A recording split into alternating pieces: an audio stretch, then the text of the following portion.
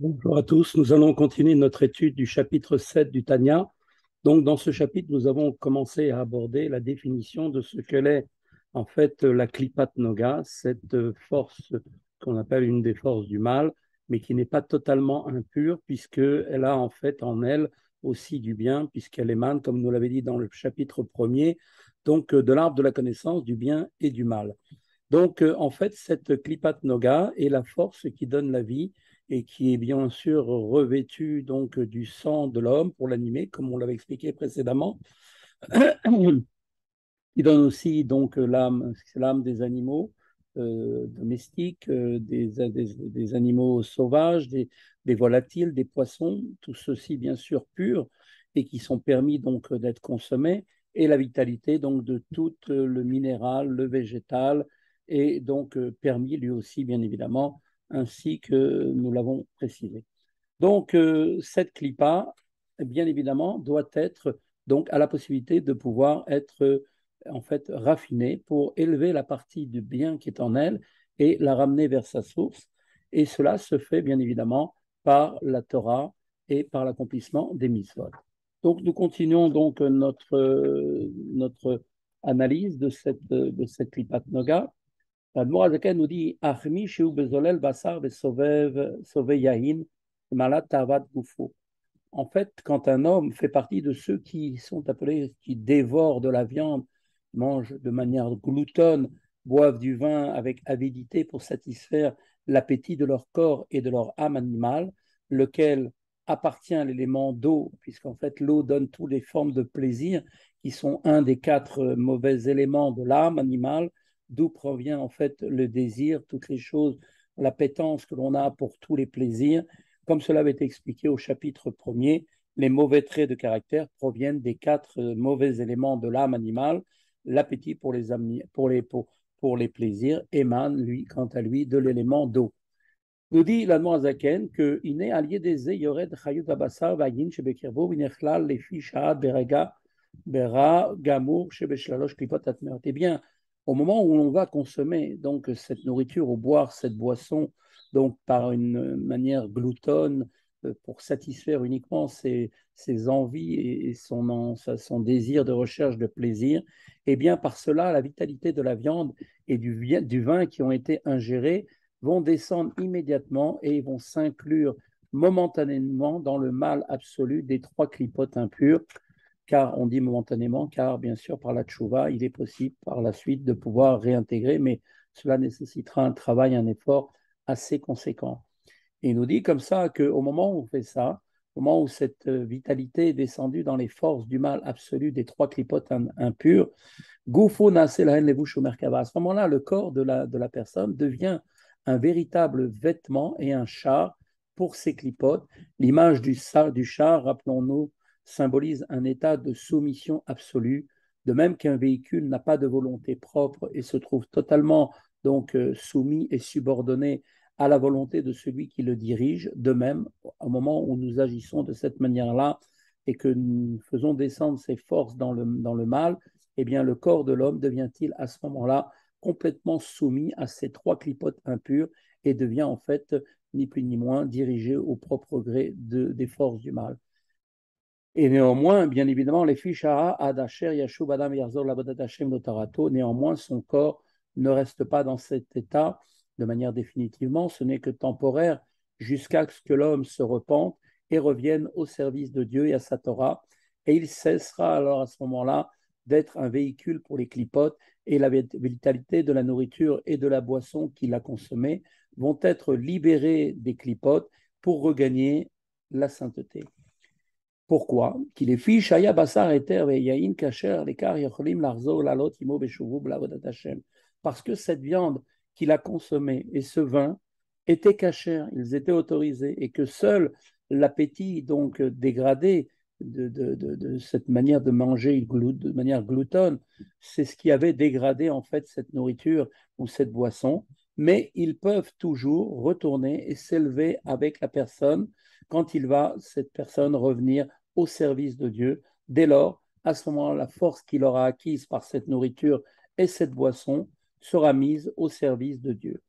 Chez eux, la shon heter ou mutar, Kelomar, Sheino Kasho, Vaaso, Beyede, Achitzonim. Et c'est là la signification des termes éther en hébreu, permission, et de moutarde pour dire quelque chose qui est permis, car ce qui est autorisé est qualifié donc de moutarde, terme qui signifie littéralement libérer ou bien délier de toute présence du mal.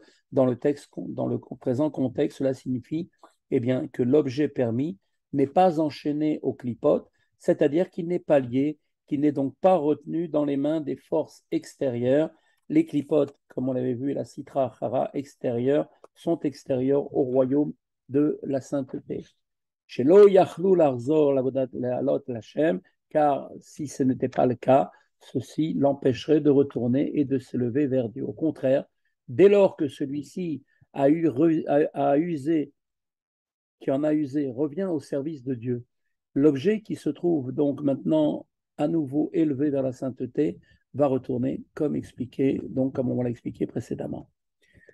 Néanmoins, il faut savoir que même malgré tout, même quand effectivement la vitalité contenue dans cet objet gagne la sainteté par se repentir, eh bien, Reshimu Minu Nishar Begouf, une trace du mal demeure cependant dans le corps. On sait que la consommation d'un aliment permis pour assouvir un désir corporel uniquement provoque la chute de cet aliment dans le mal absolu. Ce mal devient alors partie intégrante du corps de la personne. Certes, effectivement, le retour à Dieu élève à la fois le consommateur et la vitalité contenue dans la nourriture qu'il a consommée, mais toutefois, celle-ci étant d'ores et déjà devenue partie intégrante du corps, eh bien, une trace du mal subsiste. Et c'est à cette raison que nous dit-on, c'est pour cette raison que maintenant le corps doit-il subir le purgatoire de la tombe, comme cela sera expliqué dans le chapitre 8. Donc on voit que comme tous les châtiments célestes, le purgatoire de la tombe a pour fonction une purification spirituelle. Toutes les traces de l'énergie, bien évidemment, sont complètement donc anéanties, annulées, et bien évidemment, la consommation simplement destinée donc à satisfaire le corps sont effacées au terme de ce processus. וכן החיות שבטיפות זרה, שיצאו ממנו בתאוות בעמית, שלא קדש עצמו בשעת תשמיש עם אשתו טהורה. Il en est aussi de même, nous dit l'Admor Azaken, de même pour la vitalité des gouttes de semences qui sont émises avec un appétit animal par celui qui a un comportement, qui n'a pas un comportement sain durant l'intimité avec son épouse en état de pureté. Aussi, ici aussi, la vitalité est là aussi temporairement incluse dans le mal absolu des trois clipotes impures jusqu'à ce que se reproduise le retour vers Dieu. Dans tous les cas, comme jusqu'ici, donc nous avons évoqué, la faute ne réside pas dans l'acte lui-même, qui lui-même cet acte est permis, mais dans l'intention avec laquelle elle a été accomplie, c'est-à-dire qu'elle a été la kavana au moment où on a fait l'action. Et donc, le seul but était la satisfaction du corps au lieu d'une finalité divine qui était de servir Dieu par cet accomplissement. En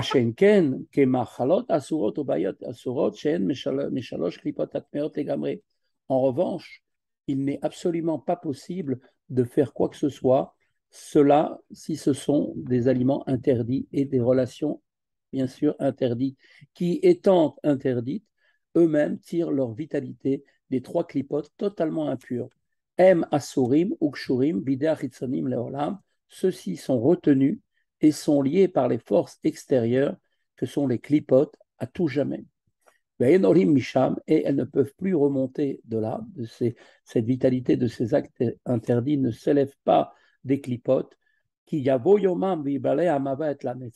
jusqu'à ce que vienne leur jour, le temps où le mal sera totalement éradiqué, quand il est dit quand la mort, c'est-à-dire les clipotes, désignées ainsi parce qu'elles s'opposent au divin qui est lui-même la vie, eh bien quand les clipotes, la mort sera anéantie, ainsi qu'il est dit dans Zecharia, et je supprimerai l'esprit d'impureté de la terre quand les clipotes cesseront d'exister. Alors à ce moment-là, les étincelles de sainteté seront donc libérées.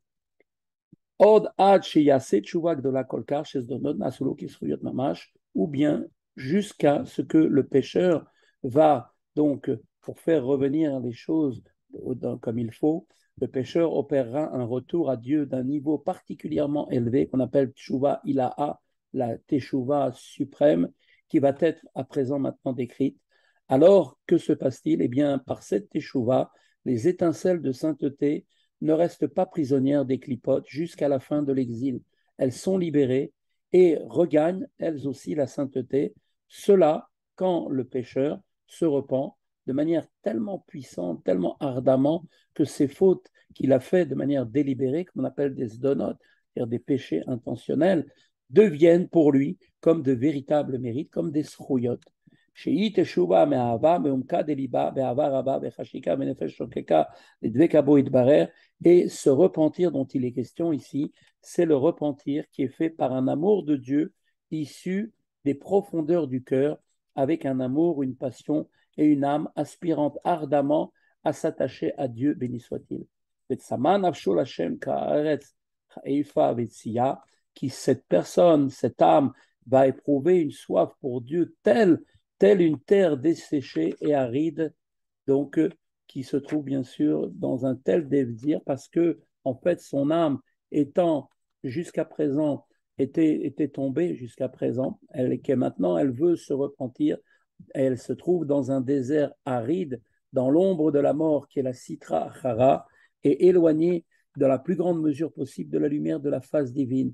Et pour sortir, la Tset Tsema Nafsho, et c'est pour cette raison maintenant qu'il va se repentir par amour, parce qu'il est assoiffé de Dieu encore plus intensément que les âmes des tzadikim qui n'ont jamais fauté. Comme on le sait, le juste, le tzadik, toujours proche de Dieu, est tel un homme qui a de l'eau à sa portée. Sa soif n'atteint donc jamais une telle intensité. Mais celui qui revient vers Dieu, le Baal Tshuva, se trouve dans un désert où l'absence d'eau par elle-même eh bien, attise sa soif. Kemahamar Chazal, comme l'ont dit aussi nos Chachamim de mémoire bénie dans la Gemara Brachot 34b, nous dit la chose chez Bemakom, chez Baal Tshuva Omdim, que là où se tiennent les Baal et Tshuva, les repentants, il n'y a pas de juste, les justes et plus accomplis. C'est-à-dire que l'emplacement du Baal Tshuva est beaucoup plus élevé à tel point que même le tzaddik parfait ne peut pas atteindre cette dimension-là. Car comme on l'a déjà expliqué, eh bien, l'ardent désir du Baal et Tshuva, le repentant, pour le divin, fait défaut chez les justes accomplis. Car pour eux, ils ont toujours été en contact avec les choses de la sainteté et n'éprouvent pas un besoin de retourner puisqu'ils sont déjà effectivement là où il faut. Et donc à propos de ce repentir dont on vient de parler, motivé par un immense amour pour Dieu, que les Chachamim, les sages ont dit dans Yoma 86b, que les fautes délibérées, les sdonotes du repentant, du Baal Tshuva, deviennent pour lui ni plus ni moins comme des mérites, comme des srouillottes. Puisque, en fait, pourquoi c'est possible une chose pareille? Eh bien, puisque c'est par leurs moyens, par ces fautes qu'il avait auparavant éloignées de Dieu, qu'il a atteint cet immense amour pour Dieu quand il s'est repenti. Donc, ces fautes ont donc eu pour lui le même effet que des mitzvot. Elles ont été en fait la source d'un amour intense pour Dieu plus profond. Il est donc maintenant possible, effectivement, avant l'éradication définitive du mal avec les temps messianiques et même après les temps messianiques, d'élever la vitalité contenue dans les actes interdits, qui cette vitalité issue des clipotes totalement impures par le moyen de retour vers Dieu, et par ni plus ni moins vers Dieu, expression de cet immense amour pour Dieu. Aval atchouva shelo me'avazo, אף שהיא תשובה נכונה והשם יסלח לו מכל מקום לא נעשו לו כזכויות. Mais quand le repentir, la tchouva, n'est pas motivé par un tel amour, bien que ce soit un repentir totalement adéquat et que Dieu lui pardonnera certainement, eh bien, ses fautes ne deviennent pas pour lui comme des mérites. Et elles, donc, en fait, ces forces-là, ne vont pas s'élever complètement de la clipa jusqu'au temps de la fin de l'exil, comme il est marqué dans Daniel 11.35, dans la mort des clipotes, appelée ainsi, où la mort des clipotes, la mort sera totalement anéantie à jamais, comme cela est rapporté dans la prophétie de Ishaïa. Ainsi, donc, nous voyons que la vitalité des aliments est interdite et des unions interdites ne peuvent pas être libérées des clipotes si ce n'est au moyen d'un repentir motivé par un immense amour pour Dieu, ou bien lorsque Dieu mettra un terme à l'existence du mal. Rabbi Shlomo Zalman va maintenant aborder un interdit particulier pour lequel le repentir ordinaire suffit à réaliser l'élévation de la vitalité qui est elle-même prisonnière des trois clipotes impures. Nous dit la chose suivante. Ah, chayot, shebetipot zera, shiatsu mimenu levatala. Toutefois, la vitalité des gouttes de semences qui ont été émises en pure perte, bien qu'elles aient chuté et qu'elles aient été incluses dans les trois clipotes impures, elles peuvent malgré tout s'en élever par un repentir adéquat et une intense concentration et ferveur, donc une kavana, durant la lecture du schéma à l'heure du cocher, comme il est connu des enseignements de Rabbi Yitzhak Luria, le Harizal de mémoire bénie. ומרומז בגמרא כל הקורא קריאת שמע על מיתתו כאילו אוחז חרב של שתי פיות וכולי, et cela est en allusion, dit dans la phrase du Talmud, dans le Talmud de Brachot, chapitre, page 5 Amoud Aleph, celui qui lit le schéma, nous dit le Talmud, à l'heure du coucher, au moment juste quand il est en train de faire son schéma à côté de son lit, juste avant de s'allonger, eh bien cet homme-là est considéré comme s'il tenait une épée à double tranchant. Voilà la force du Kriyat Shema que l'on fait le soir. Et avec ça, c'est-à-dire qu'en fait, la rogue gufot achitzonim shenasu levush lachayut betipot olam ve'ole achayut mehem ki yodua leyodechen. C'est-à-dire qu'en fait, en faisant le Kriyat Shema du soir à côté de son lit, eh bien, c'est-à-dire qu'on a une épée à double tranchant. C'est-à-dire qu'un premier tranchant de l'épée pour tuer les corps des forces extérieures, les clipotes, devenus des vêtements pour la vitalité des gouttes de semences, et un second tranchant au moyen duquel la vitalité s'élève maintenant des clipotes, comme le savent ceux qui sont familiers avec la sagesse ésotérique, c'est-à-dire la Kabbale.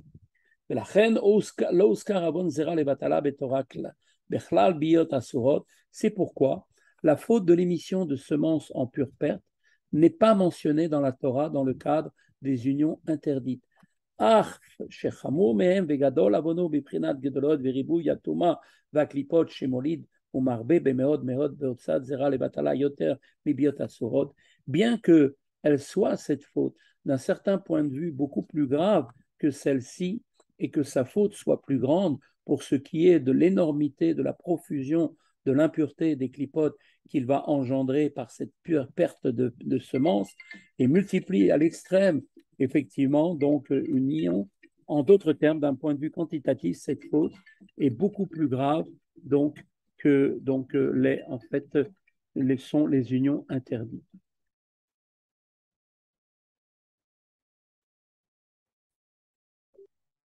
האדמו"ר רק שבביות אסורות מוסיף כוח וחיות בקליפות טמאה ביותר עד שאינו יכול לעלות משם החיות בתשובה.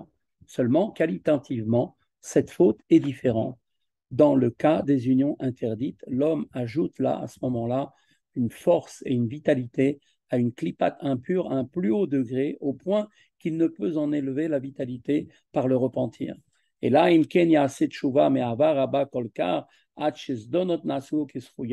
à moins, comme on l'a dit, qu'il ne se repente avec un amour tellement intense, et si, que ces fautes, qui sont des fautes délibérées, deviendront pour lui comme des mérites.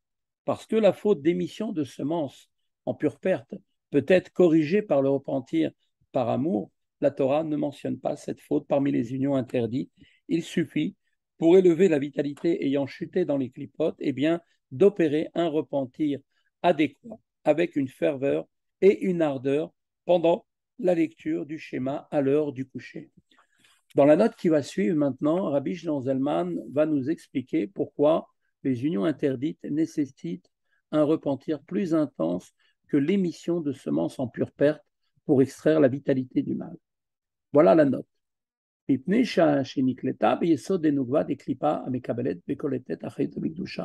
La raison en est la suivante, que dans les unions interdites, la vitalité est elle-même absorbée par le niveau de yesod de l'élément féminin de la clipa, qui elle-même reçoit et absorbe la vitalité de la sainteté, tout comme la semence physique est absorbée par la femme dans le cas de ses fautes. Contrairement à l'émission de semences en pure perte quand il a eu un accident de nuit pour lequel il n'y a pas d'élément féminin de klipa, rak shekochotea veyichailotea melabeshim melachayot shebetipo kiyodua leyodechen, ce sont seuls les pouvoirs et les forces de la klipa qui revêtent, c'est-à-dire qui enveloppent la vitalité des gouttes de semences, comme le savent ceux qui sont familiers de la sagesse ésotérique, la Kabbale. Fin d'anneau. Maintenant, on continue le texte. Zeyuvan Mahamar Rabotenu Zal, et de là, bien sûr, nous dit Admorazaken, donc nous allons comprendre ce que nous disent nos sages dans la Gemara Chagiga 9a. Nous dit maintenant, Eizu me'avot shelo yochal etaken ze sheba ala arvat veolid mamzer. Qu'est-ce qu'une faute qui ne peut pas être rectifiée, comme il est rapporté dans l'Ecclésiaste? C'est la faute de celui qui a une relation incestueuse et a engendré ensuite un bâtard. Parce que maintenant, il y a un enfant physiquement qui est créé, qui est né de cela, de ce péché. Cet enfant du péché, malheureusement, il est devenu matérialisé.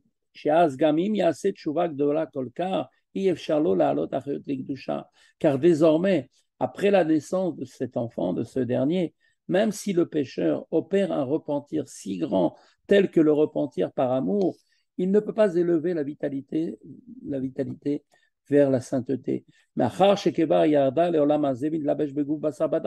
Étant donné que maintenant cette vitalité est elle-même descendue dans ce monde et a été revêtue d'un corps de chair et de sang. Voilà, c'est ici que se termine le chapitre 7. Je vous souhaite à tous une très bonne continuation et à très bientôt. Bonne journée.